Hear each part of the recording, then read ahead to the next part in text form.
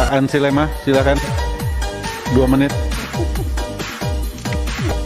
Terima kasih Pak Ketua. Assalamualaikum warahmatullahi wabarakatuh. Selamat sore dan salam sejahtera buat kita semua. Pak Menteri yang terhormat, Pak Sekjen, para dirjen dan jajarannya. Ini kesempatan pertama saya Pak. Saya Ansilema, fraksi PD Perjuangan dari Nusa Tenggara Timur Pak. Saya mau menyampaikan selamat dan profisiat buat Pak Menteri KKP yang baru, Pak Wahyu Sati Trenggono. Harapan kami Pak, semoga kehadiran Bapak di KKP ini bisa membawa angin segar dan arah baru untuk melakukan transformasi besar Pak. Harapan kami seperti itu Pak.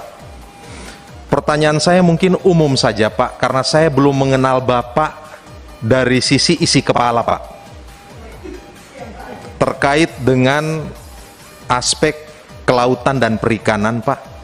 Pertanyaan saya sederhana, dengan kondisi COVID dan anggaran yang tidak sampai 0,5% dari postur APBN kita, KKP ini mau dibawa kemana Pak? Apa yang membedakan Kementerian KKP di bawah Bapak dan yang sebelumnya Pak? Kira-kira seperti itu Pak. Seingat saya ketika dilantik 2019 lalu, Presiden Jokowi itu menegaskan tentang pentingnya membangun sektor perikanan budidaya dan juga menjalin kemitraan atau komunikasi dengan stakeholder perikanan dan kelautan Pak. Bagaimana Bapak menafsirkan visi ini? Dan Presiden Jokowi itu punya visi besar soal poros maritim dunia Pak. Langkah konkret yang terukur itu kira-kira seperti apa Pak? Karena terus terang Pak, menurut saya kehadiran Bapak ini menghadirkan ekspektasi banyak pihak Pak untuk melakukan hal-hal baru out of the box di KKP ini Pak.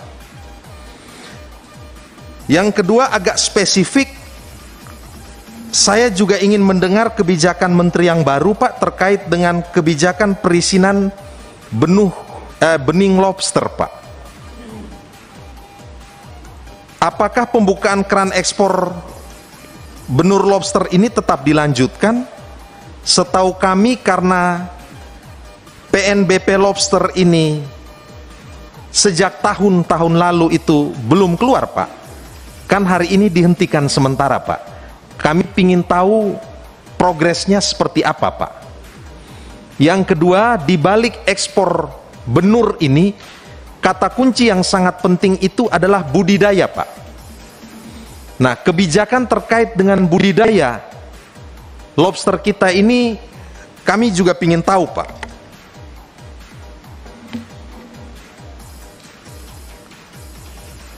Yang berikut soal, karena saya kebetulan dipercayakan oleh fraksi saya masuk dalam tim terkait dengan rancangan undang-undang landas kontinen Pak. Dan kita tahu bahwa ini terkait dengan Kementerian Kelautan dan Perikanan yang mengatur tentang pemanfaatan dasar laut, penangkapan ikan, ya, melindungi perairan nasional dan beserta berbagai potensinya Pak. Mungkin KKP perlu share konsep KKP terkait dengan RUU ini Pak, sehingga kita juga bisa saling mendiskusikan tentang hal ini Pak. Yang berikut ada program yang namanya Desa Wisata Bahari Pak. NTT itu the masterpiece of God. Provinsi Kepulauan 2/3-nya laut Pak. Saya baca kok tidak ada satupun ya program untuk desa wisata bahari itu didapatkan di NTT. Padahal kalau bicara keindahan, wah luar biasa Pak, Alor itu keren sekali Pak.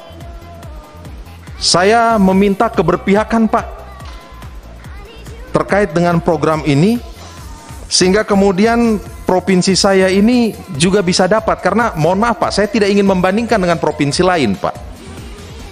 Saya melihat ada provinsi lain yang secara karakteristik tidak jauh beda dengan kami Pak, tetapi alokasi bantuannya itu timpang Pak. Dapatnya banyak sekali sementara kami tidak ada Pak. Nah ini saya berharap aspek justice ini, keadilan ini tolong diakomodir, Pak. Yang terakhir, saya mau mengucapkan terima kasih kepada Kementerian Kelautan dan Perikanan. Ada beberapa program yang kami terima di NTT, Pak. Salah satunya itu terkait dengan bantuan bioflok. Jujur saya mau menyatakan masyarakat senang karena di tempat saya itu saya dapat 4 paket, Pak. Banyak, Pak. Terima kasih. Persoalannya adalah soal pakan, Pak. Ketergantungannya itu pakan didatangkan dari luar NTT, dan itu mungkin high cost ekonomi juga, Pak. Belum lagi kalau waktu memindahkan pakan dari Pulau Jawa ke NTT, ini kan memakan waktu, Pak. Bukan tidak mungkin akan rusak. Mungkin perlu dipikirkan tentang bagaimana membangun kemandirian pakan berbasiskan konteks lokal. Jadi kontekstualitasnya itu perlu, Pak. Ini beberapa hal yang perlu saya sampaikan. Terakhir sekali, Pak,